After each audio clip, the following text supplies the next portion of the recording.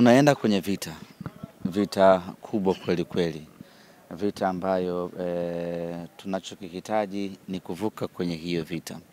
Tunafahamu mechi itakuwa ni ngumu, mpinzani ambaye tunakwenda kucheza naye ni mpinzani mgumu kweli kweli. Simba tumecheza takriban robo finali 5 zote za kombe la shirikisho pamoja na ligi ya mabingwa Afrika kwa kipindi cha miaka 6 mfululizo. Lakini tunaweza kusema ya kwamba hii ni moja kati ya robo finali ngumu ambazo tunakwenda kucheza safari hii. Al-Masry ni mpinzani ambaye amedhamiria na yeye kwa upande wake kufanya vizuri katika michuano hii. Ukiangalia performance yake tangu ameanza michuano hii inakupa taswira halisi ni mpinzani wa aina gani. Lakini na sisi Simba Sports Club tumejidhatiti safari hii kufanya vizuri. Bahati mbaya ama nzuri tumekutana na kigingi, lakini ili uweze kufikia malengo ya kuwa timu kubwa Afrika huna budi kumfunga kila ambaye yuko mbele yako. Tulishasema ya kwamba robo finali ya kwanza dhidi ya TP Mazembe ilikuwa ni robo finali ya kujifunza. Robo finali ya pili dhidi ya Orlando, dhidi ya Kaizer, dhidi ya Wydad, zote zilikuwa ni robo finali za kujifunza. Sasa tumeshahitimu, tunakwenda kwenye utekelezaji, na utekelezaji wake tunaanza na Al-Masry pamoja na ugumu wake, lakini kwa ubora tuliokuwa nao safari hii na mipango tuliokuwa nao safari hii, imani yetu ni kubwa ya kwamba hii tunavuka. Kuna baadhi ya nyota ambao wanakosekana, tunazungumza na kocha anatueleza hilo. Shemalon Fondo, Ashimula pia yuko kwenye kosi, lakini kwa mchezaji kama Fondo ambaye amekuwa na consistency ya kucheza kwenye kosi cha kwanza, uongozi binafsi kwenye hili limeumiza sana. Unapomkosa mwanajeshi wako hasa wanapoelekea kwenye vita husika inakuwa ni pengo. Shemalon ukitoa tu ubora na umahiri aliokuwa nao, lakini ni kiongozi uwanjani na ndio mchezaji ambaye kwa timu tuliokuwa nayo walau wana miaka mingi pale uwanjani. Kwa hiyo tumekosa mtu muhimu mno, lakini unapokuja kwenye swala la kiufundi kwetu hakuna pengo la aina yeyote ile, kwa sababu anayekuja kumreplace Shemalon naye ni bora vile vile, kwa maana Inspector Karabwa. Kwa hiyo kwa sisi Simba Sports kwenye upande wa kiufundi hatuta miss wala hakutakuwa na pengo la kumkosa Shemalon Fondo, kwa sababu wanaokuja kusimama pale kwa maana ya Abdulrazak Hamza pamoja naye Inspector Karabwa ni watu ambao wana uwezo wa kufanya kazi yao kwa ufanisi na ubora wa hali ya juu. Vipi kuhusu Pinpin Kamara? Kamara yuko fiti. Aliumia kwenye mechi dhidi ya Azam, akapata matibabu na akaitwa kwenye timu ya taifa ya Guinea, akaenda na wenyewe kule wakaenda wakam-examine na wakaona yuko sawa sawa, akafanya mazoezi ya kutosha na timu yake ya taifa ya Guinea. Juzi amerejea, jana alikuwepo uwanjani kuangalia wenzie na leo yuko safarini. Yuko tayari na yuko timamu kuitumikia Simba, na ndio maana yuko safarini kuelekea Misri. Hii ni robo finali ya kwanza. Robo finali ya pili itachezwa hapa nyumbani. Lakini majuzi kupitia mkutano na waandishi wa habari ulizungumza kwamba mmechoka kuishia robo. Mnaitaka nusu finali ya michuano ya kombe la shirikisho Afrika. Kwa namna ambavyo safari inavyoanza, maandalizi ya kikosi, unawaahidi wana Simba kuna uwezekano wa kuingia nusu msimu? Binadamu lazima upige hatua kwenda mbele. Na ndio kitu ambacho Simba tunakitaka safari hii. Tumeshafika robo finali nyingi tu, ambao nao pia sio mafanikio madogo hata kidogo, hasa unapokuwa unafanya hilo jambo kwa marudio.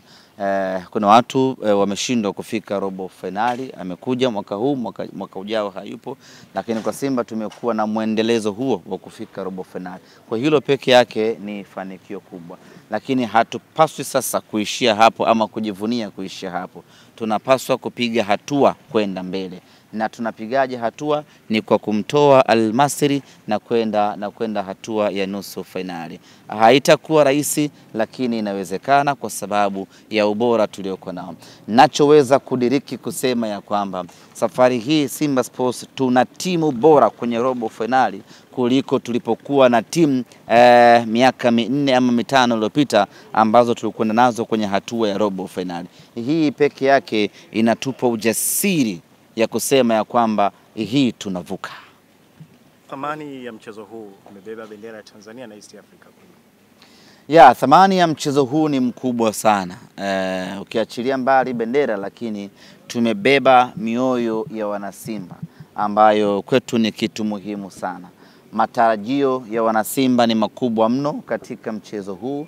Wanasimba wanataka kuiona Simba yao inatoka hatua hii ya robo finali na kwenda nusu finali.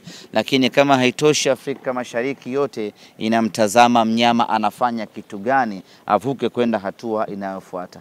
Tumeibeba bendera ya Afrika Mashariki, tumebeba bendera ya Tanzania. Kila Mtanzania anatuangalia sisi, tunaipa heshima gani taifa letu, tunaipa heshima gani ukanda huu wa Afrika Mashariki na Kati. Na wanasema kipele kimepata mkunaji. Sisi hizo ndiyo kazi zetu za kuwakilisha taifa, za kuwakilisha Afrika Mashariki, ndiyo kazi zetu za kuwafurahisha mashabiki wa Simba. Tunakwenda Misri kwenda kuwafurahisha mashabiki wa Simba. Katika mchezo huu wa kwanza, ni mchezo ambao tunakwenda kutafuta matokeo ambayo yatatupa nafasi nzuri katika mechi ya marudiano. Na hili wanasimba ni vema wakaelewa vema. Katika mchezo huu wa kwanza kule Misri, tunakwenda kutafuta matokeo ambayo yatatufanya mechi ya marudiano iwe nyepesi kwa upande wetu. Kwa hiyo tukipata ushindi, ahlan wa sahala, tunamshukuru Mwenyezi Mungu. Tukipata sare, ahlan wa sahala, tunamshukuru Mwenyezi Mungu. Na hata ikitokea kwa bahati mbaya, Mwenyezi Mungu aepushie mbali, tukafungwa mchezo huo, lakini mechi yetu ya tarehe 9, mechi yetu ya marudiano Dar es Salaam, mechi yetu ya marudiano Benjamin Mkapa, ndio itakuwa mechi ya kufa na kupona. Tutafanya kila kinachowezekana mnyama aweze kufuzu kwenda hatua ya nusu finali. Na ndio mechi hiyo ambayo wanasimba sasa kutoka kila pembe ya dunia wanapaswa kuja Benjamin Mkapa.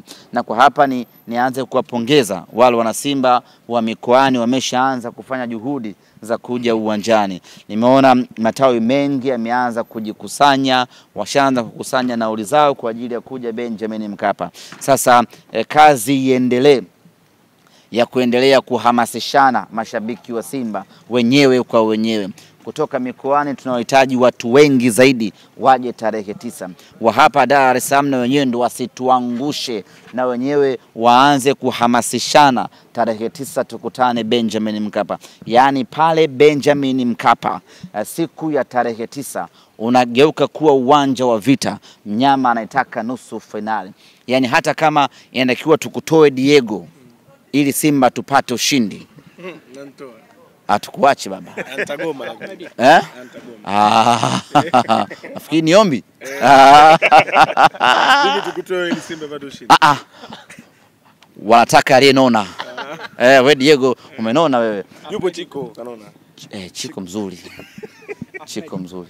Msimu huu Simba mmecheza michezo miwili kwenye nchi za Uarabuni, kwa maana Tunisia mechi moja, lakini pia Algeria mechi moja. Mnakwenda sasa kwenye ukanda huo. Kwa upande wenu inaweza kawa ni faida kwa kucheza tena kwenye ukanda huo baada ya kuwa mmepata matokeo mazuri ugenini mechi zilizopita? Ya, tumecheza Tunisia, tumecheza Algeria, na sasa tunakwenda kucheza Misri, alafu tutarudi tena kucheza Misri, na finali tutakwenda Morocco. Sijui umeelewa? Na Libya mlicheza pia. Na Libya pia mlicheza.